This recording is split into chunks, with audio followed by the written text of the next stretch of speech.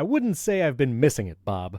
Welcome to Primary Technology, the show about the tech news that matters. This week, a new beta of iOS 18.1 came out with AI features like cleanup in photos and more Apple Intelligence features. We're going to dive into that, plus changes to Apple's staffing in books, news, the CFO, and we finally have an iPhone 16 event. It's coming September 9th. We're going to talk about what we expect. Plus, OpenAI is getting another funding round and more news. This episode is brought to you by you, the members who support us directly. I'm one of your hosts, Steven Robles, and joining me to guess the movie quote at the top of the show, my friend Jason Aten. How's it going? I'm good. Hang on. I'm looking for my stapler. I don't know where it is. Okay, you got it. You got it pretty quick. Yeah. There was a lot of obvious quotes. I thought maybe that one would be a little, Office Space, in case anyone is not understanding the references. Exactly. Big week, Jason. I have a Pixel 9 Pro in front of me. We have an iPhone event, and look, here it is, the Pixel 9 Pro XL in porcelain. Porcelain is nice. Apple should make a porcelain phone. Everyone sent me the Star Trek guy with the visor and then that Futurama character in the social media. And to be clear, it's not actually made out of porcelain. That's just the name of the color, right? This is not like the ceramic Apple Watch. I still want a ceramic Apple Watch. Okay. I'm just going to put that out there. I still want one. I don't know if we'll get one. Basic Apple guy has one. He posts pictures of it every once in a while, and I get jealous. Does it actually work still? That's what I want to know. I don't know. Did you get a ceramic one? I never had a ceramic one. My first Apple Watch was a 4, Series 4. Interesting. And it was in stainless steel. I've had stainless steel for all of them except until the Ultra. So yeah, same. I was gonna say your first one was the edition, the original, the 10K gold version. It's actually true. I just don't talk about it. I don't want to, yeah. Too hard here. You're like, who was that fashion guy who left it on the pairing screen for like months? Yeah. I forget his name. Anyway, there was people, he just had like the floating orb of stuff on his 10 or 24 karat gold Apple Watch. It's like, do you not know it's actually a watch? It'd be like leaving your computer on the Apple logo boot screen or whatever for the whole time. Maybe he used a VERTU phone, and so he couldn't even pair it with anything, which is possible. Are you familiar with the VERTU phones? No, I have no idea. Oh, you don't know VERTU? Oh, okay. Well, I was going to get right to the 5-star reviews, but now I got to show you. The VERTU phone is like the ultimate luxury phone. These are like insanely expensive phones that I'm pretty sure run Android and are, I don't know why you would buy these phones. I guess they have flip phones now, but like here's one of the VERTU phones. It's just a measly $85,000. And who knows why? Now we understand why I don't know about this. I thought this was going to be like the Escobar phone. Did you see that MKBHD video? I did. Why the FBI came to a studio? Yeah. Okay, we can't mention MKBHD too much because we got a 3-star review saying that all we do is talk about MKBHD. So we did. I had no idea. We did. That was a Great Britain review. No, this is VERTU. It's like unnecessarily expensive luxury phones. For what? I don't know. I have no idea. That's weird. Now is there sound playing from this VERTU website? Yeah, anyway. So this is like a $6,500 lizard skin 5G Web 3 phone in gradient orange. It's got like alligator leather on the back or something. Hold on. What does it mean that it's a Web 3 phone? Does do your phone calls only like transmit to I don't understand. What does that even mean? It's on the blockchain. All your information's on the blockchain. I still want to know, what does that mean? I understand what you're saying, but I don't get how that. Yeah. These are the selling features, listeners. If you're listening, I'll put this link in the show notes. just you could laugh at it, but you can also watch because I'm going through the website. The biggest storage ever. You can get 18 gigs of RAM and 1 terabyte ROM and 10 terabyte storage in this phone. Honestly, that's kind of impressive. I didn't even know you could get that. 10 terabytes in a phone. Double system. Switch from Web 2.0 to Web 3.0 in one click. Support the apps based on Android, and then you can support the apps based on Web 3. I don't even know what this means, Jason. This is terrible. I don't know. I don't even understand what it means. Jason is speechless. I really am. Yeah, this is VERTU. NFT Pass, Web3, world's all-in-one black card, high-end membership benefits, on-chain data analysis, whitelist privilege. I'm glad they put the word list in between that. That's a little... Anyway, yeah, this is the VERTU phone. If you've never heard of VERTU, you should just peruse their website for a good laugh. I don't know who buys this. I mean, Paris Hilton, maybe? Who knows? Why? But even why? I'll just use iPhones. This is not a status symbol for anyone because in order for it to be a status symbol, someone has to know what it is. That is true. Maybe this is, I don't know. If anyone, if any of our listeners have a VERTU phone, leave us a 5-star review and let us know. I'm pretty sure none. I don't know. The answer, by the way, was Karl Lagerfeld. But I do want to tell you something funny. I could place it, but I wasn't sure. So I asked ChatGPT. But here's the thing. This is a terrible kind of question for ChatGPT because the original answer it told me was the famous designer who left the original Apple Watch on the setup screen was Johnny Ive. I was like, that's not correct. I apologize for the mistake. It was actually Kanye West. I'm like, nope, still wrong. I said, still wrong. Double hallucinate. The correct answer is Rihanna. And I said, No. please don't hallucinate. And then it said Mark Newsom, which is still not correct. What in the world? That was all hallucination. Like literally just making up famous names. But at least it knew famous names. And I said, was it Karl Lagerfeld? And it says, I think that's correct. So that is correct because now I recognize the name. What use is there for you to be like answering things if it was just... we never talked about the prompts that were uncovered in the iOS 18 beta for Apple Intelligence. I use do not hallucinate all the time now.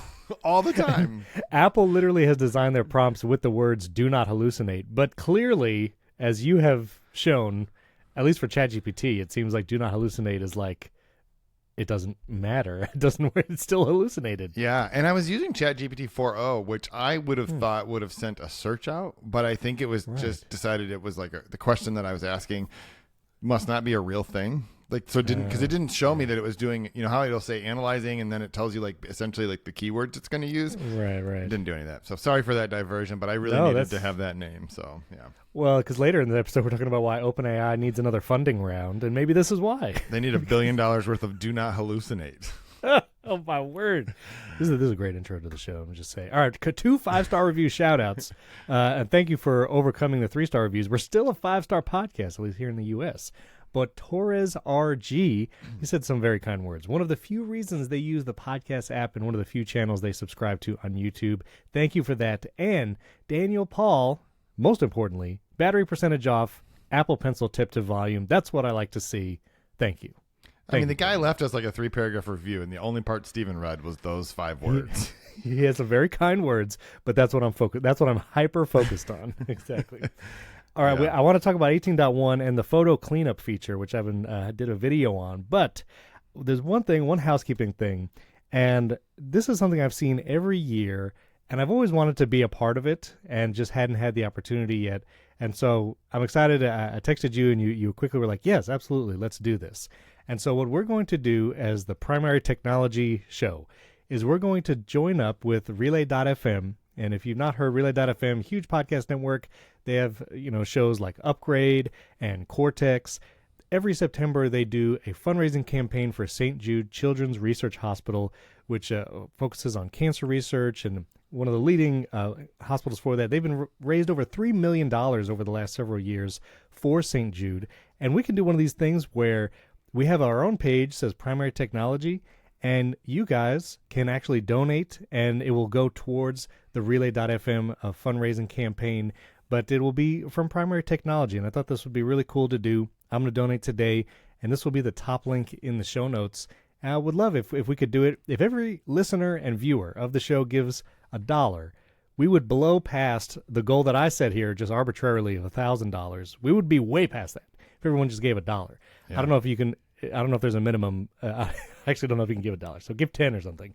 And it goes to St. Jude Children's Hospital, which is like one of the most amazing causes. So yeah, and the only thing you need to know about St. Jude's if you're not familiar with them is that their like core mission is they just don't believe that any family should ever receive a bill when you're fighting for your life with cancer. And and it's a children's research hospital, and so they also give away all of the research to other hospitals who are fighting cancer. And if you're not familiar with Relay, I would recommend listening to, if you just pick any of their shows this month, the next episode, they're going to talk about why this is so personal for them. I'll let them share that story, but it's a worthwhile cause, and I'm excited that we're going to get behind it. Yeah, and so it's really fun. would love for us to. We're going to talk about it over the next few episodes because it goes through September. But yeah, let's all donate to St. Jude. Let's go way past this $1,000 goal. And yeah, I think it'll be that's really cool. Really cool. So St. Jude, that link will be there. Jason, we have our next Apple event. It's happening. It's glow time. It's glow time. You know, there's always some reading the tea leaves. Obviously, this is like Apple Intelligence related. Like, that's literally the little Apple Intelligence colors and swirly thing. But the event is happening September 9th, a Monday at 1 p.m. Eastern, 10 a.m. Pacific. Typically, Apple does these events on a Tuesday. I did see one of the reasons why they might have switched it is there could be a debate, I believe, a presidential debate possibly on Tuesday, September 10th. And they likely would like the 24-hour news cycle to focus on them and maybe not the debate. So, yeah, Apple event, Monday, September 9th. I'm going to do a recap video on the channel. We probably should have talked about this before we started recording, but can we do you already announced it. You announced it in your video. You announced it in the video we're going to talk about. I said it in the video, and I was like, well, if Jason can't do it, I'll just do a solo show, and I'll just talk in the mic. But Jason is not essential at all to this podcast. No, so we'll no, just it's fine. Recap. Are you? Can you say if you're going or not? Are you able to say? I would say, except for that I actually don't know yet, but I'm going to be covering it for sure. I was not expecting it to be on a Monday. I was expecting it to be on a Tuesday, but you are correct that there is an ABC News presidential debate on the 10th, and so I can understand why. You know, they could not. I don't know. They didn't want to compete too much with that, and so yeah. Makes sense. So, okay, I think it'll be actually really interesting to see. I want to watch. We got to talk about the ratings between the two events, the number of people who watch the Apple event versus the number of people who watch the debate. And I think that will be telling in a number of ways. I did see as soon as Apple announced the event, if you go to their YouTube channel, they have like the live event scheduled. Yeah. And I saw there was like 300 people already waiting. And I was like, all right. Let's calm down. We're like 2 weeks away from this event. Does that just mean you forgot to close the browser tab after you looked at it or something? Probably. So we actually have one more primary tech episode before the event. So I'll tell you what, we will announce what we're doing in the next episode as far as a recap or a live stream. We did the live stream at the last Apple event, which the last event was the M4 iPad Pro one back in April or May. So next week, stay tuned. We'll say what we're going to do after the event. But I'll be doing a recap video on my YouTube channel, so you can check that out. And, of course, this is likely going to be the iPhone 16. Rumors of an upgraded iPad mini, maybe? I am less, I don't know about that. But and then AirPods 4. Not new AirPods Pro, but the base model AirPods, possibly with noise cancellation. So I will round up all the rumors, and we will do that next week because it'll be right before the event. So... Okay, two things. What are you hoping for? Listen, though, I can't believe you just glossed over the most recent Apple event, which was WWDC, where we recorded with me live from the not show floor, but Apple Podcast Studio. I just want to It wasn't a live stream. I was thinking like live. They were doing live. Yeah, but no, you're right. Yeah, Dub was a big deal. The other thing I was going to say is, do you feel like Apple AirPods 4, I feel like the naming thing is starting to get close to out of hand, especially when you have multiple products in a product line where you it's almost like they need to just switch it to AirPods 4 Pro, AirPods 4, like the way they do the iPhone. If they're going to put a number in there, don't be like, we have the AirPods Pro version 2 with USB. Right. I have my AirPods Pro as AirPods Pro 2.5. That's how I named them, because it's like they're not 2. They have the USB-C, but they're not like new. So I have them as 2.5. Yeah, and the only way I can tell is I have to pick them up and look at them, because you can actually tell the difference with the USB-C port. Right. But I just feel like it's weird to just have to. Anyway. I think I did see someone. I forgot if it was about iOS or about the iPhone, but the numbers are getting so high now. Now Galaxy is on like 24 right now, so they just jammed through with numbers. But it does feel like I think it'll be iPhone 16 this year. But next year, iPhone 17 feels like, all right, this is like a lot of numbers. This is high numbers. And also like AirPods 8. Are we going to get to 8? I wish they would, change their naming convention. I don't know if they're actually going to do this, but I think they should go like they do with the iPad, either call it by the chip, which Apple doesn't do that. They just call it iPad Pro. But I think kind of the tech news industry and people will say like the M4 iPad Pro or the M4 iPad Air. I think, or is it? It's just the M2 iPad Air right now. But I think they should just go like iPhone, iPhone Plus, iPhone Pro, iPhone Pro Max, and it's just the year, like Max. Macs don't really have a number name. It's just the MacBook Air and the year it was released. Same for Mac desktops. Maybe just that. I mean, I think they do. I mean, I think the generally accepted convention for the Macs is the chip as well. The problem with that is, right, I have an M3 MacBook Air. I have an M3 Max MacBook Pro. That tells someone else everything they need to know about it.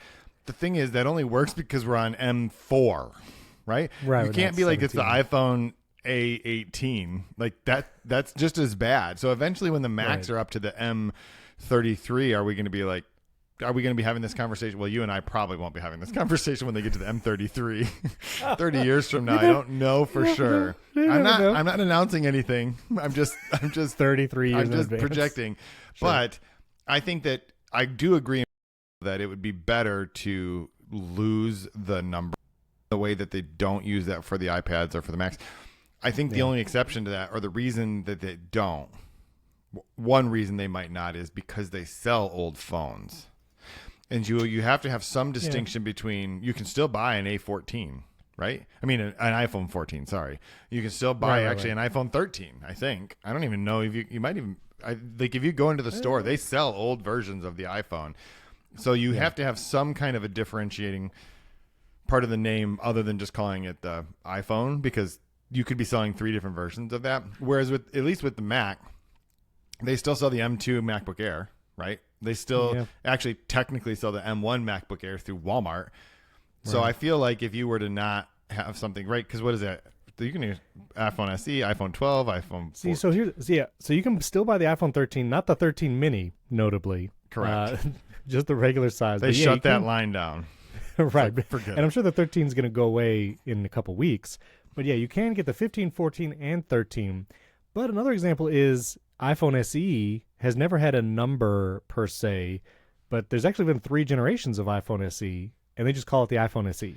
But they're not selling the previous generations, is what I'm trying to say. You have to have some way of knowing, like, if you come to the Apple store and you're like, I'm interested in the iPhone, and there are 3 different models with pretty different specs, and they all just say iPhone on it, that's not a good situation. And what year, without looking, Stephen, and you're doing the math in your head, what year was the iPhone 13 released? You have no idea. Well, it would have been... No, you can't see. That's my point. You can't count backwards. 2021. 2021. My point is, it's like, you can't just be like, I want the iPhone from 2021. Yeah, that does not sound good. Yeah, late 2021, like the Max, would have like the late release. Yeah, I guess you're right. All right, well, I guess we'll do numbers. We'll be on iPhone 33 in a couple years. But at least with Samsung, they skipped and just started pulling the name of the year, because weren't they on like the Galaxy 11 and then they went to 20 or something like that? Yes. And that, like, I'm down for that. The S24, it's 2024. Maybe it makes it a little cleaner. I don't know. Anyway, so what is there anything wild card? iPhone 16 pretty much guaranteed. New AirPods very likely. I'm not sure about the iPad Mini. There's been rumors about the M4 Mac Mini we talked about last week. Here's my crazy prediction. I think we're going to get a 2-event fall. If not a 2-event, we're going to get the 1 event on September 9th and press releases. But something's going to happen in October where we get the M4 Mac Mini. If that rumored iPad Mini is refreshed, I think we'll get it then. And maybe like iMac with an M4, because why not? If they do the M4 Mac Mini. But is there any wild card devices you think we'll see on September 9th? I think, /hope, HomePod Mini, because it's been like 18 years since we got the last version. And I think there's been rumors of a newer Apple TV, but I don't know. What do you think? What's your wild card? You didn't mention it, but it's not a wild card, but they're clearly going to roll out the next Apple Watch. The Apple so Watch, like that's. I kind of think of that together with the iPhone. I'm just being like, that's not how it would be a wild card if they didn't roll out. I mean, they're going to start this event with the video of 13 people whose lives were saved by the Apple Watch, and I say that somewhat jokingly, but I'm actually deadly serious. Like that's exactly what's going to happen. Yeah, they will. So it would be really weird to show that video and then not introduce a new Apple Watch and an Apple Watch Ultra. Which Series 10? It's the big year. Like this is the 10th anniversary Apple Watch. We might actually get a redesign. We'll see. Let me ask you this. I still want to know your wildcard device. But we've been Ultra people. Me and you were on the Apple Watch Ultra. If that 10 gets a redesign, You think you're going to go Ultra 3 if there is one, or 10 if it's like a nice redesign? I mean, I would have to see what they do, because there's two things that are true. One, I really like the screen of the Ultra. I don't actually like the design of the Ultra as well, but every time I have a Series 7 is my other one. Every time I put it back on, I'm like, what is this thing? I can't see anything on it anymore. And the buttons, I got fat fingers, man. I just can't do anything with it. So you're reading text like, "Hey, can you go?" Scrolling per word. It's not a great situation. Even though I honestly like the design of the series watches better than the Ultra, just to be candid with you. Same, yeah. But I like the size of the Ultra. And the battery. And the battery. Well, yeah, I've talked about the battery yes, constantly, and so that's a big piece of it for me. So I don't think I would get an Ultra 3. I would just keep this one.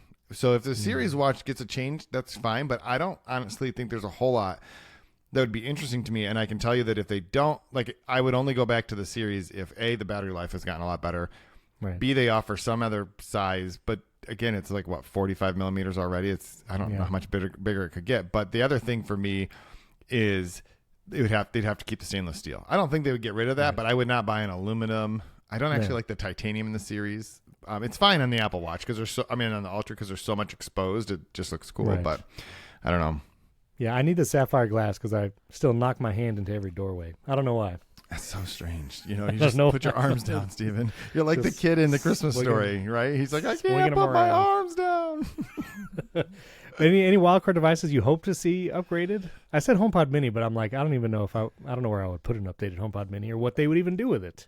But yeah, I would. I think I think Apple Watch, AirPods, iPhone, that's an event. I don't know that they need to, but if they did release anything, the only thing that I'm almost positive they would not. Well, I would bet money that they're not going to release a Mac at this event. Same. It's just not. They did, and typically they don't. Can't think of a time when they did that.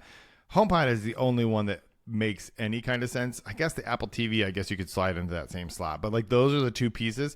But but honestly, I would hope that it would be the iPad Mini, because it's it's like the thing that's been sitting out there for the longest without any kind of an update, and it is such a great device. Here's the thing.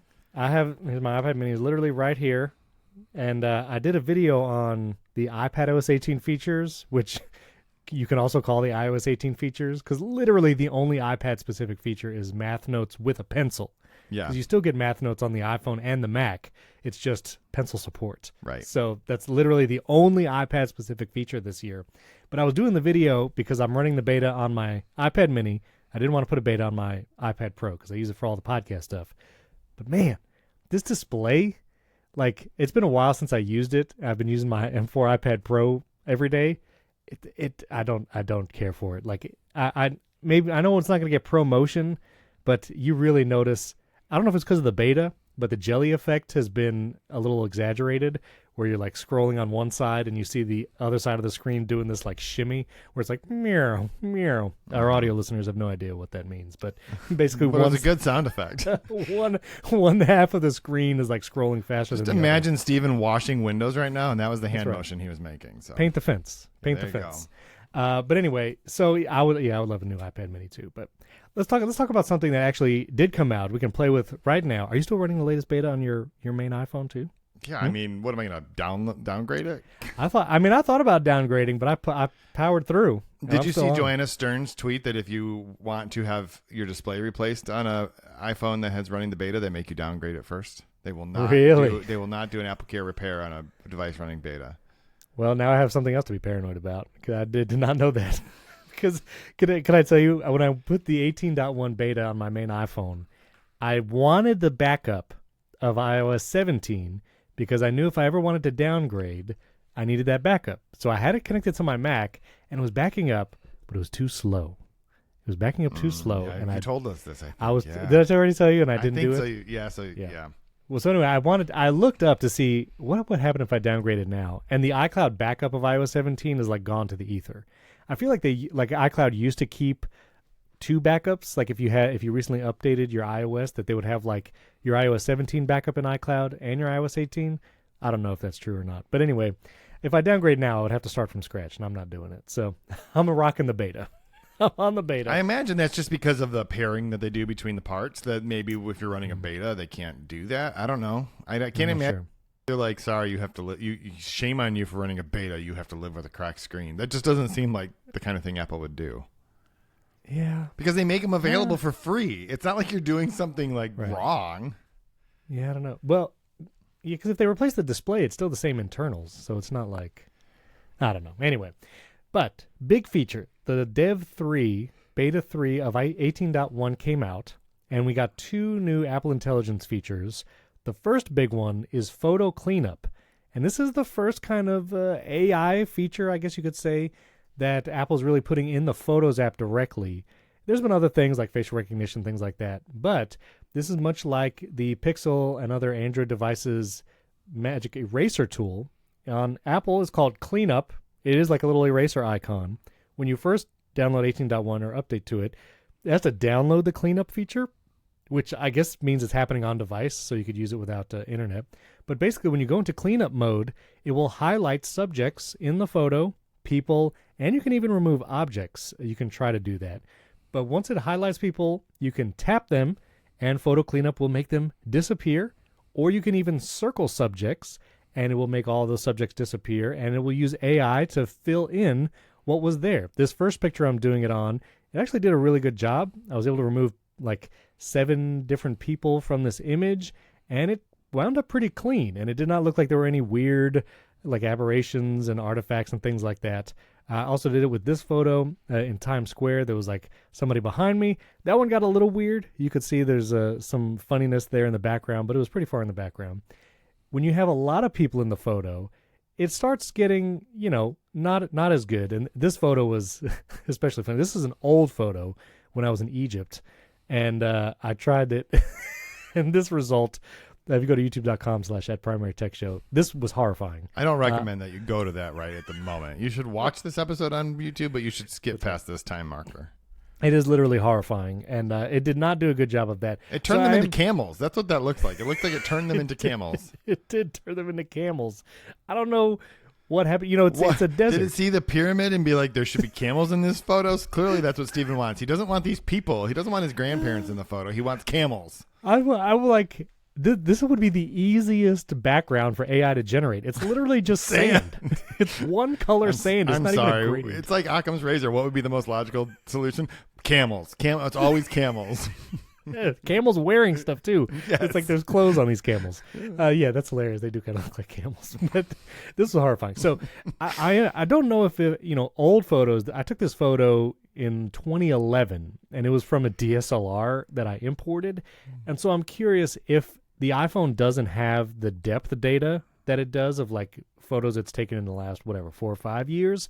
That I don't know. Maybe the cleanup feature is not as accurate, because I also noticed like when I was circling the subjects, typically like it would highlight subjects, or you could see like this was when I circled it, it happened like behind them. Like it tried doing this weird cutout thing.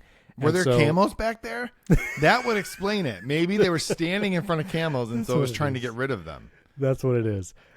So anyway, your mileage may vary. This is the beta. I also tried doing it with a photo with like a lot of people, and you could keep circling and tapping things, and it'll remove people, but eventually it gets a little weird because the fill effect, it's AI, it's using it to do it. But this is really the first time that Apple has see that's real weird right there.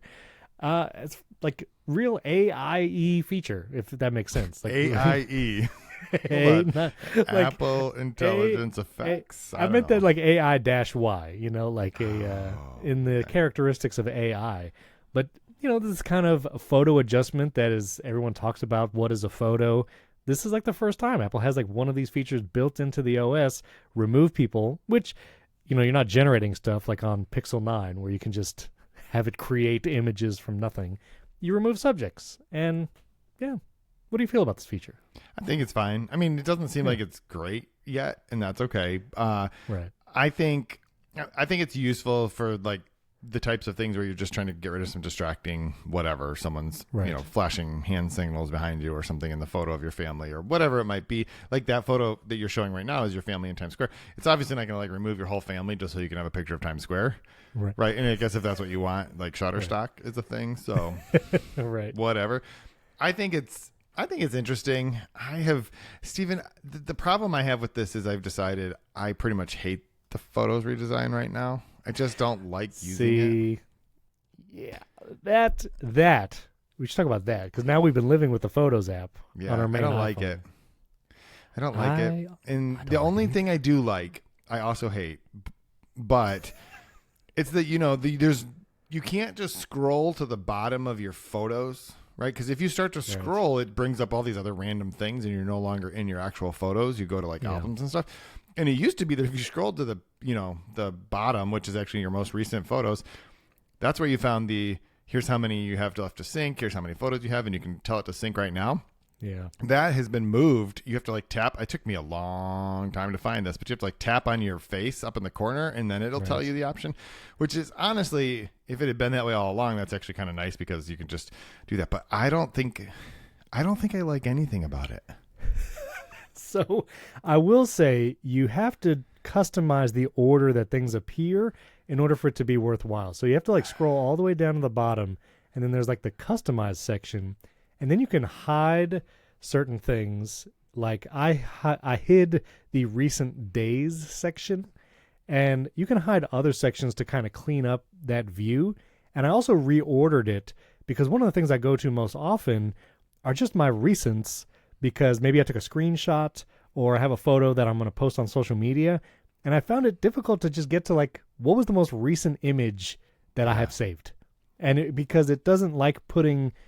it's just weird. Like even these photos I have here, the bottom photo in my library is like a photo of the Pixel 9 Pro. But then if you look at the recently saved, like that's a different thing. And in my mind, like the most recent should be the most recent everywhere. And I don't know, it's a little weird. Well, and I feel like we talked about this, I think, a little bit, and I feel like Apple is trying to do a thing which is to make your photo library more engaging for you to find things, and that's great. Yeah. But I tried to do the memories thing, and because I had heard people talking about how cool it is to make memory. You could just tell it, show me pictures of my kid with my dog, and it'll just do that for you, right? Great. Yeah. So I said, make me a memory of our 4 kids on their adventures, right? Because we have all these pictures like in Alaska or in Colorado or like wherever we've been traveling to. The first thing it did is basically bring a sheet of every face in any photo in my entire library and said, tell me who your kids are. And I'm like, no. Your Apple Intel, where's the magic here? I could have just done that. Yeah. Why do I have to tell you who all these kids are? And then I tapped on one and it was like, showed me pictures of one of my kids. But at the top it says, is this also your kid? Is this also your kid? Oh, is this also your kid? It made me go through this whole process, and I'm like, yeah, I'm done. Yeah. So this is fine, but it also should give you some kind of indication, like a status bar, progress saying because otherwise you're just like, is this the memory? What is going on? Stephen is trying to hypnotize me right now. This is the like interstitial screen that you see when you tell it to do a thing. Yes. But I want it to be magical, and it was like almost magical, and then when it got done, it did a pretty good job with what it did, but the flow was kind of broken. Yeah, so what I was doing on the camera is like I used one of the prompts that it had auto-populated there, and it was like dining out in Lakeland, and so I had it create a memory movie to see what it showed, and it put together photos of us at different restaurants in Lakeland, but what honestly, do you do with that? Do you just like sit together and watch it? Like, I don't know what is that the way people want to see. It'd be one thing if you're like getting ready. Oh, there you go. Sweet. Listen, he has his own podcast. We don't need that here. Oh, okay. Oh, sorry. I'm just kidding. He's going to message us now. It's such a good podcast, by the way. I've told them many times. It's one of my favorites. So we release once a month now. So I think there was also, I've taken a lot of photos at restaurants in Lakeland, and that movie was maybe like a dozen. And so that is kind of like maybe a little more. Did it pick good restaurants at least? Yeah, I picked the Indian place that was pretty good, but I don't know. Okay. There was a lot of places that it was missing too. So anyway, I'll give it more time, I guess. It doesn't look like Apple's going to change it because we're here now. Like it's the release. Yeah. We're going to have the iPhone 16, and so I don't know. Let us know what do you think of the photo. If you're running the beta, and don't run the beta just to figure out if you like the Photos app. Definitely don't do it just for the Photos app because it is Don't do it. But if you enjoy the photo redesign, let us know because I'm curious. Maybe I need to granularly control it. But the only other thing for 18.1 was summaries, Apple Intelligence summaries. So this is Apple Intelligence specifically, is now across all the apps. So not only will you get summaries in text messages and mail, but you can also turn on summarize previews for notifications for all the apps on your phone. And so this will work with Slack. So if you get long Slack messages, you actually get a summary in the notification by Apple Intelligence. And I texted myself with Google Voice, and Google Voice, I even got a summary in that notification as well. So honestly, like, this is pretty cool. I still think these summaries are a little hit and miss. Sometimes the summary is like, yeah, okay. And other times I think it's accurate. I kind of wrote this text with the intention of seeing, summarizing it. And so it did a good job. It says lunch meeting to discuss startup updates and project management. And that was, to the effect of what I sent. But more my only beef with the summaries is that yes. Well, is that like one of our kids sent a text message saying, ready to be picked up.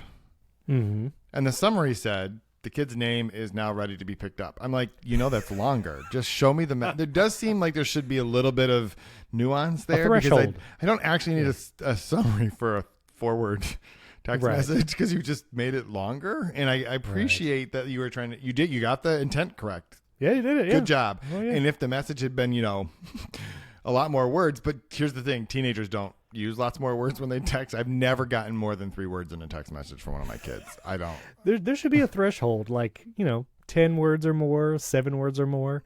Yeah. Otherwise, just show the text message. Just show me the text. If you could show me the entire text message in the notification screen, I don't need a summary. We're good. Because if someone takes you like the letter K, right? K, Steven thinks that's a good idea. That'd be not as efficient.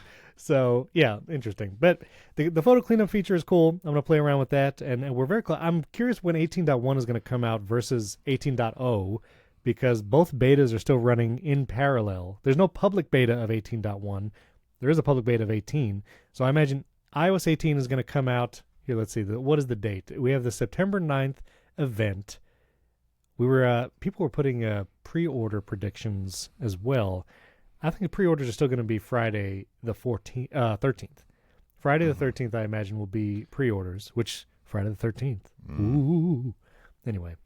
Well, Apple did a whole Scary Fast event, so they're not afraid of that. I think iOS 18 will probably come out the 16th or 17th, the Monday or Tuesday after the event. And then 18.1, what do you think? Maybe we see it in like November? We've seen that before. You think that long? Maybe I bet you it's like second week of October at the latest. I'm going to have a problem, Jason, because when I get my iPhone 16, it's going to be running iOS 18, and I'm not going to be able to use my iCloud backup because it's running 18.1, and I don't know what I'm going to do. You're going to set it up, you're going to put the beta on it, and then you're going to back it up. You're going to reset it up.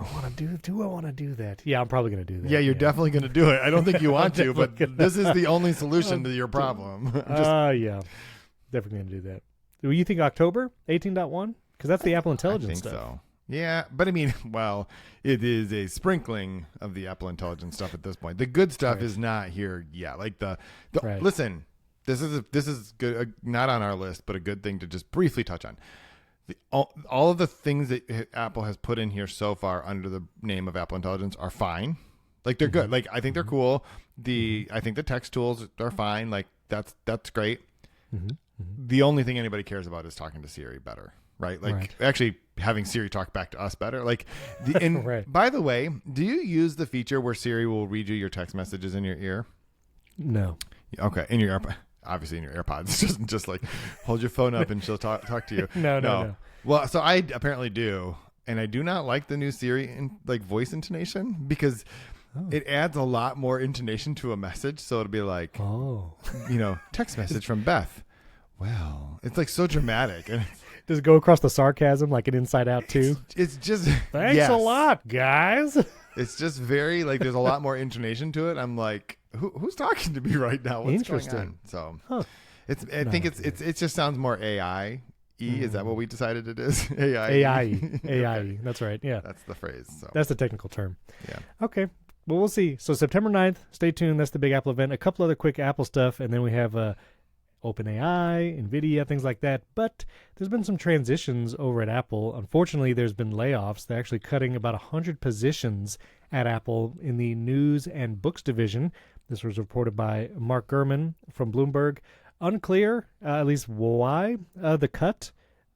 Just restructuring, I guess. There was no more information on that, right? It was just like 100 positions lost. Not really. Like it's mostly about the books team in the bookstore specifically. So apparently, like the Books app is just not which, let's be honest, like of all of the services that Apple offers, like does an average person even know that they sell books in an app on the? Listen, like, really? I buy Apple Books. I actually use the Books app. I bought one in the last 12 years, I think, in the Books app. I've done more audiobooks through Apple Books than I have other places because I don't do the Audible thing, and so I don't know if that's worth anything. I will say in iOS 18, there's been better search results because previously, if you searched for a book, it would like give you the audiobook result first, and it would be difficult to find like the actual ebook version. And so they have updated that a little bit in iOS 18, and that's a little better. You get like the actual categories at the top, and you can like go over to books, audiobooks, or whatever. But I don't know. I do audiobooks in Apple Books. It's not bad. Anyway. I just think that most people don't know that it's still a thing. And I mean, at least it doesn't look like one of those skeuomorphic bookshelves anymore. Listen, that's a win. Some people are nostalgic for the skeuomorphism. People be posting photos of the reel-to-reel podcast app. You remember that? Yeah, the reel. That was next level. So that was transitions in Apple Books and News. Also transitions Apple's CFO, Luca Maestri, who has been on all like the earnings calls for the last 6-7 years. He's actually moving into a different role. He won't be the CFO anymore. And Kevin Parekh, Apple's Vice President of Financial Planning and Analysis, will become the CFO and join the executive team. So transition there. This was apparently planned. Like the succession plan was already set, as this says in the Apple Newsroom articles. So transition there. Interesting. And yeah, I mean, or did you have any? I was just going to say the only reason it's interesting. Oh, not the only reason, but the reason that people care is Apple's the largest company in the world, right? Right, and the CFO is he's the money guy that counts the money, right? Yeah, exactly. He's the guy who's responsible for. He's not responsible for making it the most, but the CFO of a company like that generates $120 billion of profit a year is a fairly important role because they have a lot to just do with what Apple does with that money and its tax strategies and all those types of things. So it is interesting because and it would be more interesting if they weren't just promoting somebody from the inside who's already been a part of the organization and whose job is already like financial planning. Probably means things aren't going to change a lot. But I'll let you get to the other ones. But I do actually think it might be interesting in sort of context of some of the other things that are happening. Well, and the one that we didn't talk about in last week's episode, because the news came out right after we recorded, was that the App Store division is actually being split. And so there's going to be run by two people, Carson Oliver, which will reportedly oversee App Store division, while Ann Tai, product director, will head up the alternative distribution, which seems to be in response to the EU sideloading third-party app marketplaces. And so it's almost like they're having these two leaders now manage these two arms. But interestingly, though, the App Store chief, still Phil Schiller. He's still overseeing both divisions, which, I mean, he's just still there. Like Phil Schiller, he became a quote-unquote Apple fellow, 4 or 5 years ago, which supposedly was kind of like stepping slowly away from Apple operations. But now he's like, App Store chief. Like he's still overseeing both things.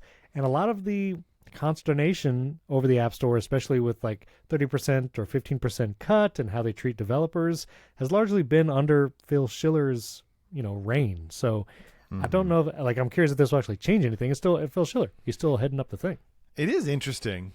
I don't know. I think you can draw a line. I'm just going to go out there on a limb and somebody's going to, tell me that I'm wrong, and that's fine. Just leave a 5-star review and tell me I'm wrong. Right. I'm open to that. Yes. I actually love that. I'll even read it, and we'll talk about it if you leave it in a 5-star review. We read every review. That's the best way to get your feedback on the show is leave it in a 5-star review. That's right. But I think there might be a line to be drawn between when Phil Schiller gave up product marketing, because that was basically, he was global head of. That's right. And became an Apple fellow, and the change in the way people look at the App Store. It's because his entire focus now is on the App Store, and I think he still oversees events, maybe like their live events and stuff. And it's like all of the consternation about the App Store has happened in the last 4 or 5 years. Not that there was none before that, but you look at like some of the early. Obviously, there's the Epic and Fortnite situation, which was like 2020 or whatever. There was the Hey email situation. That was like one of the biggest examples early on when Apple was basically saying, you're selling something, but you aren't doing it in the app. We want you to add it in the app. And like that was a big thing. And I feel like it's sort of like, okay, all of the boss's undivided attention is now on the App Store. It's like a lot of things are going to start happening. And they did. And so it is, I agree with you. I don't think that to change in terms of the things that people look at Apple and say, Apple, why don't you just like stop counting pennies here? Because I know services is a narrative. Services is like the 20 billion from Google and App Store commissions. And I don't, they've never revealed this, but I trust people who have said that the App Store commissions is essentially 85 to 88% of that is just games. People buying Candy Crush stuff or whatever. It's just purchases. That's like it. And you know what? That's not like all of these other things that Apple seems to be cracking down on. It's not Patreon, right? Like first, and this is the thing that just kind of blows my mind because people are like, well, Apple, isn't going to give up that money. They're not, no one for the money. They're not getting that money to begin with. They're looking for new sources of revenue. It's like, it's like you're making so much money. And so I feel like that is unquestionably still a Phil Schiller thing. And the only thing they're doing now is they're attempting to separate the organizational pieces of it so that they can treat the two stores essentially differently, right? They're creating a rationale for why they're different because they're part of two different, branches of the organization. It's like all the alternative app marketplaces. And if you think about it, that does make sense because there are dramatically different rules for the Apple App Store and these alternative app stores. And so you kind of need a focus on those each thing individually. So yeah, I don't know. Well, and one day, the DOJ is still suing Apple. That case is still years away from coming to anything here in the United States. But sideloading third-party app marketplaces, like there still is a chance that happens here too. And so maybe alternative, things. So last thing I just want to say Apple-wise, this is on a positive note. Faruk, who has the YouTube channel iPhone Dough, he did a really cool experiment. He did it's like a 3-minute video. He shot the entire video on the iPhone 15 Pro Max. No gimbal, no fancy lenses. He just shot it with a stock camera app in ProRes. And it's a beautiful video. And he's got a nice little music and voiceover from Jim Carrey actually throughout the video. And honestly, the footage looks amazing. And so we're about to have the iPhone 16. I imagine the iPhone 16 event will be shot on iPhone 16 like previous events. Like every Apple event since the Scary Fast event has been filmed on iPhone. So I imagine this next one will be too. But anyway, his footage looks great, and I'll put a link to his video in the show notes because it really shows off what the iPhone 15 Pro Max can do and the iPhone 15 Pro. Well, Pro Max because he got the 5X camera. He does a lot of these zooms where he zooms really far in, and it looks great. And yeah, should take a look. It's a fun video. It is a good video. I watched it. I wasn't 100% sure when I saw it in the notes why I was watching it because it doesn't matter. But like where you positioned it, I was like, oh, this is going to be about layoffs or this is going to be about. No, this is just a really pretty video. This is really kind of cool. It's a pretty video. I think Apple is. I think it is in the sphere of people that you and I spend a lot of time listening to or talking to. Apple's phone capabilities, camera capabilities on the iPhone are probably pretty underrated, right? Because we think about it like, oh, well, we use a A7, but I use it as my camera for right now. Like this is, and I bet you most people looking at the two of us wouldn't be like, well, one of them's using an iPhone and one of them's using whatever red Sony, black magic thing you're using. I don't know, $17,000 fancy. No, it's a Sony A7 IV. It's like $2,000. Like I didn't know what it was. I figured if I said that long enough, you'd tell us what it was. Yeah. I think for most, the iPhone is incredible. The weird thing, I mean this sincerely. The weird thing about all of the because Shop by iPhone is like what a 15-year marketing campaign. It's been around for a very long time. Billboards are still, you can see billboards all over the place with shot on iPhone. And it is what it represents on the tin. It is like incredible photography, incredible video. I think the tough thing for Apple is like, Yeah, but if what you're trying to do is get people to get rid of all their Black Magics or whatever, are they going to buy 4 iPhones? Like, it's a tough thing. The Final Cut camera app does lend itself to saying like, but who's going to buy 4 iPhones? Like, it feels so strange. Even at like, okay, you buy a 1 terabyte iPhone 15 Pro Max, that's what, $1,500 ish, $1,800. That a Black Magic 6K body is less than that, and then you obviously got to put like a Ronin lens or something on it. So you're probably saving money on the iPhone, but then when you're not using them, you just have 4 iPhones. It just feels very strange. It's like, but at the same time, excellent quality. Yeah. Yeah. And I think, so when I was at Podcast Movement, I talked about doing a video podcast like we do. And there's a lot of audio first podcasts that are struggling with how do I add video or, and I tell them, unless you're going to invest in a mirrorless camera that's like $1,000 or more, use your iPhone as your camera because it is better than any dedicated webcam. And I have the Opal C1 that's like $300 that's supposedly mirrorless quality for a webcam. No, it's not good. It's not I have good the Tadpole, and I've never used it other than to test it. Yeah. No, and like focus is not great on those webcams. The white balance is off. And I've tried lots of other webcams, and the iPhone just knocks them all out of the park. Like the iPhone is the best camera until you invest in like a mirrorless. And so for 90% of people, especially if you're trying to do a video podcast, it's the iPhone. But I will say, if you wanted to do like a multi-camera shoot, like you're saying, you may not personally have 4 iPhones, but you could like grab your partner's iPhone, your kid's iPhone, and if you have an interview guest, their iPhone, and now you do have 4 iPhones.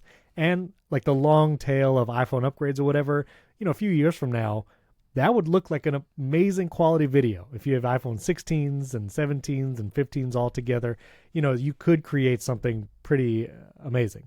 So, and if someone wants to start a YouTube channel and they're trying to do a multi-camera shoot, yeah, it's cumbersome, but to save money, like grab your kid's iPhone, grabs your partner's iPhone, film something, and then you're good to go. So I just think I would love to see them because, for example, the Black Magic 4Ks all have Wi-Fi.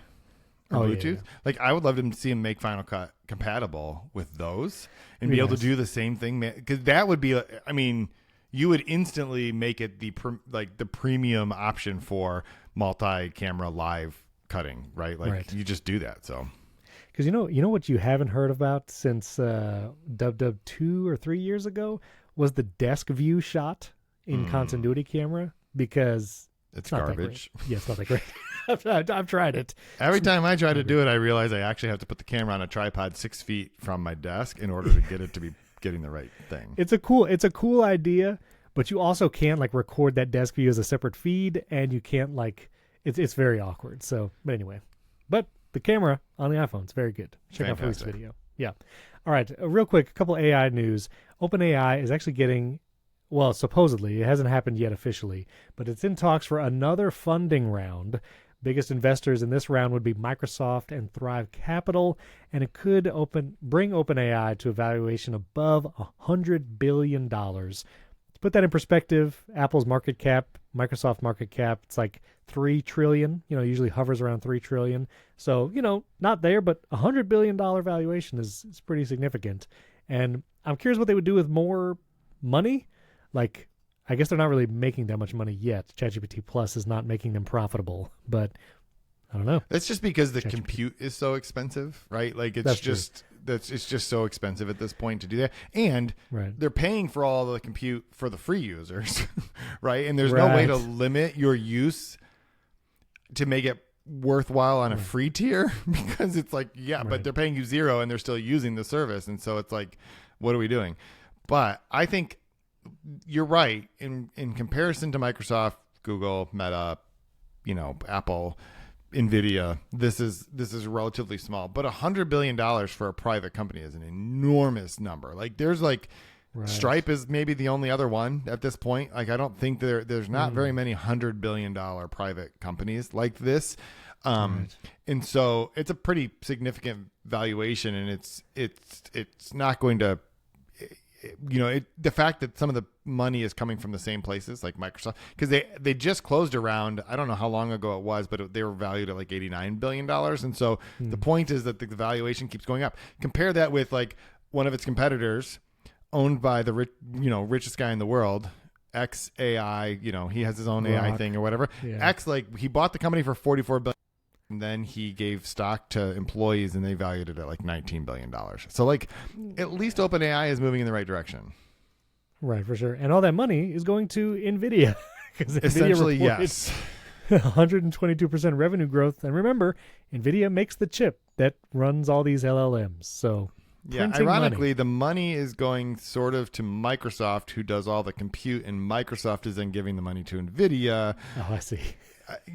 Yeah, so it's funny, though, and it's true that essentially NVIDIA's growth exploded with, like, cryptocurrency, right? Because people realized that these GPUs could just be used to do all that computational power. Yeah. So literally, NVIDIA was printing money, just digital money, but now apparently they have found a way to actually print physical money. That's pretty good. I want to just stop for a moment on the AI train and ask, did you listen to the latest episode of Cortex, speaking of a Relay.fm? I did. Cortex is one of my lawn mowing podcasts because it's long. I've enjoyed Cortex. I've listened from the beginning. I think CGP Grey is a very interesting character. Love his YouTube channel. But, he has some thoughts on AI, and he's done some research, I guess, into what some of the models have done. He talked a lot about Claude, which is the Anthropic AI LLM model. And, there's some interesting things. Did you walk away from that episode, like, I don't know, with any negative feelings, or did you feel the same way? How did you feel after that episode? I had an interesting experience listening to it because, okay, so it was 2 years ago. They made a episode, and it was mostly about, I think, Dolly. Yeah, because if you remember, it was the image generating stuff that came first. That was like the first very short, lead wave of this generative AI stuff. So they were talking about that, and which I remember listening to that episode. I was in the Minneapolis airport. I don't know why I remember that, but that's where I remember listening to this episode. I have this weird thing. I can remember where I cannot remember like any of the goals my kids score like individually, right? Like, but I can remember where I was when I listened to a podcast. It's very weird. I get that. And I just realized that like some of my family members listen. So this is why we video the goals. So I think I remember them later. But listening to this, it was so weird to think about how long ago that feels. But at the same time, It was not that long ago at all. But a lot of things have changed. When I was listening to it, I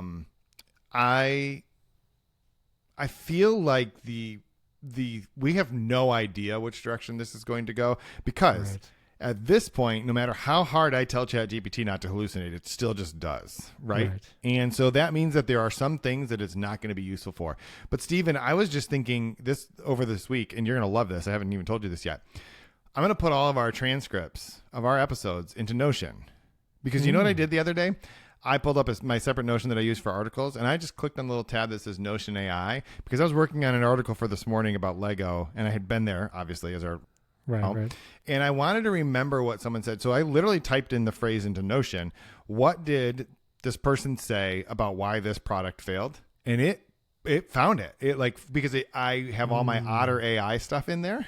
Right. I didn't have to say like where to look. I didn't have to do any of that. I just typed that phrase into Notion, and it's like, here's what he said about why this product failed. But on the other hand, this other person said that this. I mean, I'm like, this is the stuff that I want AI to do because it's literally the kind of thing that I could have done, but it would have taken me 2 hours to collate and figure out. And it just did it. And I thought, like, how great would it be to have all of our transcripts in there and be like, when did Stephen and I talk about whatever? Right. Cause I have podcast amnesia. I have no idea. Like, I think we talked about it, but for all I know, you're scoring goals. I don't remember any of them. It's just like, it's terrible.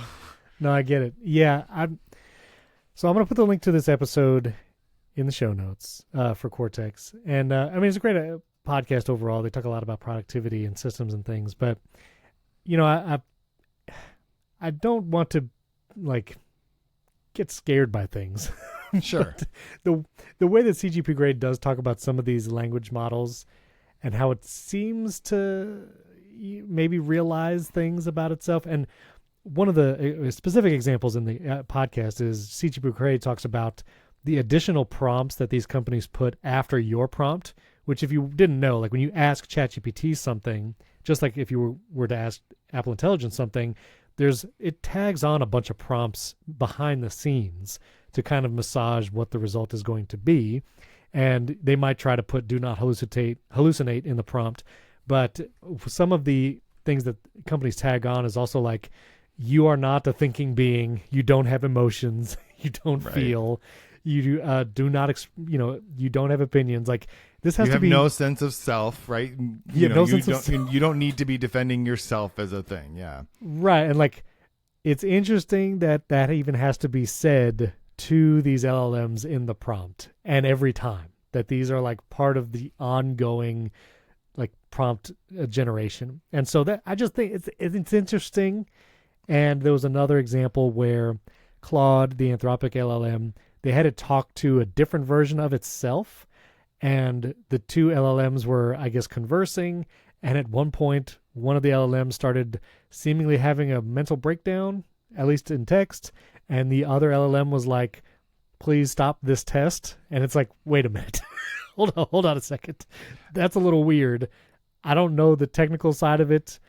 Maybe one day we can have a guest who talks about these kind of LLMs and what happens and all that stuff. But it's weird. It gets a little weird.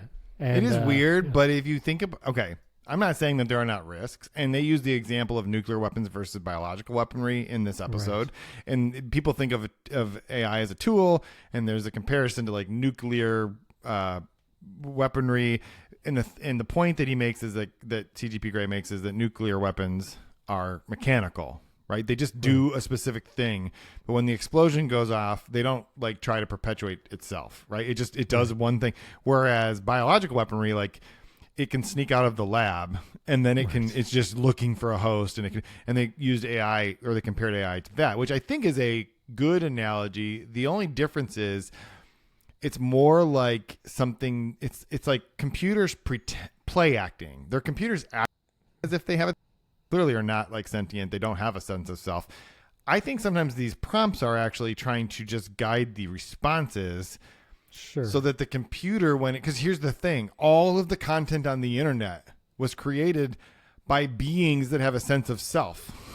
So if you are trained on that body of text and of content, it seems obvious that your answer should include this element, even if you don't know what that element means, and even if you don't actually have it. So I think what it's trying to do is not freak the humans out by making it seem like that. And so it's really just telling the computer, when you respond to this, you are a computer. You're not a human. You don't need to be reminded of that literally, because you're clearly just not. But we don't want you to answer the way that humans have answered, as if they are humans, because that's all the content that you've read. Does that distinction make sense? Honestly, you've actually helped put my mind a little bit at ease, because that makes a lot of sense. Yeah. And, I forget that these LLMs only work because it's ingested all of humans' everything input from the internet. Yes.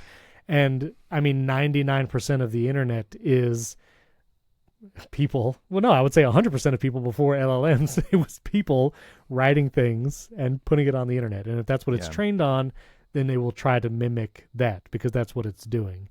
And I do think, to the biological weapon analogy, CGP Grey was talking about, I just listened to the whole episode. We'll put the link in the show notes. But, he talks about, if you look at bacteria or a virus, we would not say that they are sentient or thinking, but they do have a motivation, which is to propagate themselves and spread. Like, it's just an innate thing that the virus or bacteria are trying to do, not because they like have a will, but because that's just their function.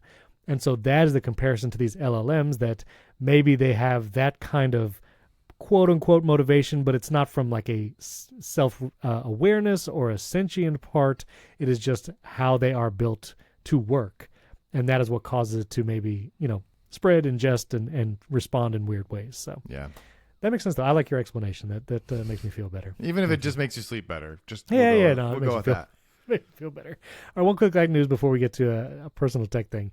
ESPN, because sports streaming is a mess, which I wouldn't know because I don't watch sports ball, but ESPN. You have no idea what you're talking about right now. No, I know ESPN, and I know it's the few times I try to watch a sports ball game, it's impossible.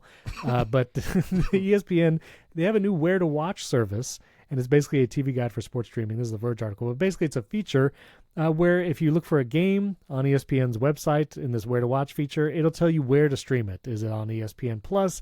Is it on MLB TV? Can you get it like through Spectrum or whatever? And this is probably a helpful thing.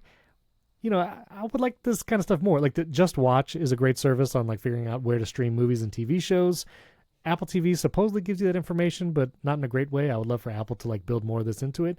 But yeah, ESPN Where to Watch. Are you going to use this? You No. watch sports ball. But Call Sheet is good for this too, by the way, for movies and TV That shows. is true. Just give a plug to, in case you Yeah, listen on in case you that. listen. It has that. Although I think it might be it's using obviously a third-party service for that, so that's great. But it is nice that you can look it up in there. I mean, yes, the premise of this makes perfect sense because it is just stupid if you're like, I just want to watch this game. And what's infuriating is like sometimes it's like, so we're Michigan State fans because we live very close to Michigan State, and you want to watch a football game or a basketball game, and you're like, well, they're playing another Big Ten team. It's probably going to be on Fox or whatever. No, it's on the Big Ten Network 7. And then you're like, nope, it's actually not even on the Big Ten Network television. It's just in the Big Ten Network app. And so you have to like buy the thing. But even trying to figure that out is kind of a nightmare. And so having a service like this does make a lot of sense. It's just really this is purely an indictment of the thing that ESPN created in the first place, which is let's spread these rights out, right? Let's bid for these rights, and it's just a money game. And so you have all of the look at the NBA's recent deal where they spread out their rights across 4 different companies with Amazon. So if you wanted to if you're a fan of an NBA team, you may theoretically have to have 4 different services to watch every game. It's just kind of bananas. That is bananas. That's And Steven doesn't have this problem because he doesn't care. So no, I don't. I knew the Olympics were on Peacock. I subscribed to Peacock. Bing, bada, boom. Done. Yep. Anyway. All right. Personal tech. Why did I buy this thing? this Pixel 9 Pro. I mean, honestly, it's better than most of the things you've bought recently. So fair enough. I still don't know. AI is probably better than most of the things that Probably. you've bought recently. I still don't know what to do with this. I don't even like putting it in the background of my videos because I'm like, I'm gonna get a bunch of comments. Well, maybe I should because then I'll get a bunch of comments to drive engagement. But I'm like, I don't even know what to do. I got this. And this was the Rabbit R1 for those of you who are listening. That was the Rabbit R1. I got my Humane AI pen sitting over here on a charger, which battery life is horrendous. Which may or may not catch fire. That was the egg charger, not the pin itself. But anyway, I had FOMO, Jason. I had FOMO because everybody's posting pictures of these fancy Pixel 9 Pros and the Pro Folds or whatever, and I wanted to try it, Jason. I feel like in order to be a impartial as far as it goes, a smartphone talker person who talks about this talker. Smartphone talker person. That's my official position. Changing my email signature. You got to try all the things to know how the things are. And I don't get sent Android phones. I know you get sent some Android phones. But the last Android phone I had experience with lately was the Pixel 6a, which had, the display has a low refresh rate. The processor's not very fast. And, I was like, let me try the Pro phone. The creme de la creme of Android experiences directly from Google themselves to see how I like it. And I'm going to give it a week-ish to see how I like it. I set it all up. I put all my mail in there and everything.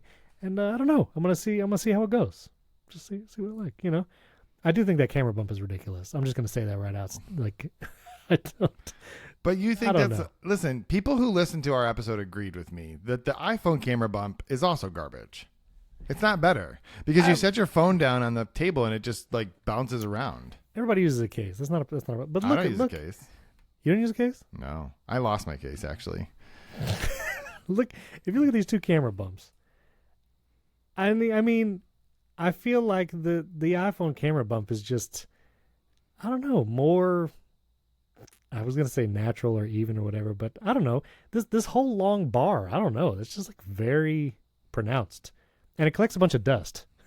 This dust gets in that crack of the thing. So, I don't know. Anyway, 2 things. I want to make a whole video on it. Like, I gave up my iPhone for a week, which I found out after 1 hour is literally impossible because of screen time requests and smart home devices and all of that. Because I can't change my whole house to Google Home overnight. The one thing I'll just say it right off the bat, and you have Android phones, so you can speak to this. I feel like the scrolling, even on this top of the line Pixel 9 Pro XL, scrolling is still not as good as on the iPhone. Is that why? Am I losing it? You may be. Well, those are 2 different questions. Yeah, fair. It may be true that the scrolling's not as good. I don't think that's the thing I've ever. Even when I pull out my iPad Mini, I just don't think about the scroll. Like, again, I don't have enough space in my brain at this point to care that much about the scrolling. But it may be true that. But you do it all day. That's all you do on a phone is scroll. I mean, I'm Scroll websites? not disagreeing with you on that. I think it's just there's a threshold of things I have to care about, and that's just way below it. But I do think, on the whole, it does say something about the overall experience and the way that Apple is able to do that. And of all the Android device makers, Google should be able to do that, right? So I guess it's fair to knock Google for that. It would be less fair to knock, say, Samsung, because they have less control over the overall integration. But I've never really noticed that that's an issue, even when because I currently have a Pixel like 7a ish, maybe, I think, and I've got like a Galaxy Fold. Right. And I just never really thought about it. Like, it's never been a thing where I'm like, this scrolling's kind of janky. But it shouldn't be. You should never see that, though, on the flagship Premier premium phone. Right, and it's not a speed thing because the phone is plenty fast. It's like an inertia thing. Like when you scroll on the iPhone, it really feels like you are flipping, like moving a physical something physically. Yeah. Yeah, it almost feels like a physical thing. And on the Pixel, it's just a weird. I don't know if it's not even a delay. It's just like a weird inertia, especially when it comes to a stop, that it doesn't feel natural. And the last thing I'll say, again, there are features that I like about it that I wish Apple would incorporate on their side. A lot have to do with the keyboard, but the app situation on Android, I don't know how you guys do it, because there's just not a lot of app choices, especially apps that would go quote unquote cross-platform. Like, I was looking for a good notes app, and most people were just like, yeah, Google Keep is one of the best options. And it's like, really? That's the best option? And then some people said Notion, and it's like, yeah, okay, Notion is good for some things, but not a quick note-taking. And then like email apps, you basically have to use the stock Gmail app. There's like one third-party option. So it's not very good. Spark is on there. Is Spark on Android? Oh, yeah. The first thing I install on any Android device is Spark. Okay, well, then that's going to make me use Spark for real then. I didn't realize Spark was on Android. Yeah, they have it on Android. And it's honestly, for quite a while, was actually better on Android than it was on iPhone. I don't know why. It was actually a little bit better. So, yeah, Spark's available. Now, Apple does ads in the App Store search, too. So, Apple is not innocent of this. But when I search for Spark on this Pixel 9 Pro, like, you don't see the Spark email app. Is that the Walmart app is the first option? Spark Driver from Walmart is the first app, yes. Okay. And then you have that. You have a bunch of ads in this sponsored row, and then you have Yelp, which is under a limited time events thing, which is hilarious because they're suing Google right now. Well, right, exactly. We didn't even get the time for that. Then a game here, Missed Play. Let me keep scrolling. Then we have You Might Also Like. There it is. DoorDash, right there. Facebook, and then the Spark. I mean, that's a horrible search. I mean. I agree with you wholeheartedly about that. I'm just telling you it's there. Yeah, it is there. Okay, well, I'm going to download that immediately because Did you use the feature where you can actually move from your iPhone to your Google device? I didn't. I moved from my Pixel 6a to my Google device. Gotcha. And maybe I should, because there's also, at least I have not found a way to like sync your iCloud calendars to an Android phone reliably. Like, you can do like the subscribe thing. And there's like, I guess, a weird hacky way to try and get CalDAV support from iCloud calendars if you like jump into the web inspector if you're looking at your iCloud calendars, but I'm not doing it. Okay, well, I'm gonna just help you out here. Yeah, please. My answer is the same. Spark. Spark has calendars, dude. Spark.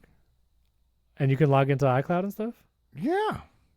Okay, I'll try that. Spark syncs all your data using iCloud. So like when I set up a new device, I just log in with my Apple ID and it pulls everything, all my email accounts over.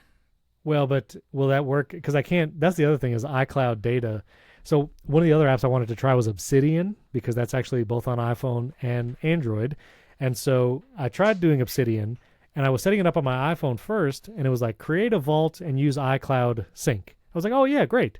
And then when I went to the Pixel, I was like, oh, wait a minute. It's not going to pull the iCloud sync because I can't, like, there's no iCloud syncing. I can't log into my iCloud account to do that in the Obsidian app or at the device level. So I'm not sure. But you use a one-time password with Spark, and it does that credentials on its own end. Okay, all right. So well, I've always used it, and it works. I'm going to do Spark. I'm finally going to do it because I'm really trying to give this thing a solid week, just to see And obviously, like after a day, I realized the ecosystem issue is just not like it's untenable to switch. It's like you would have to switch your entire family over, my entire smart home. Like it's not tenable. But I wrote an article in 2020 that I gave up my MacBook Pro and iPhone for a PC and Google Pixel for a week, and it actually worked pretty well.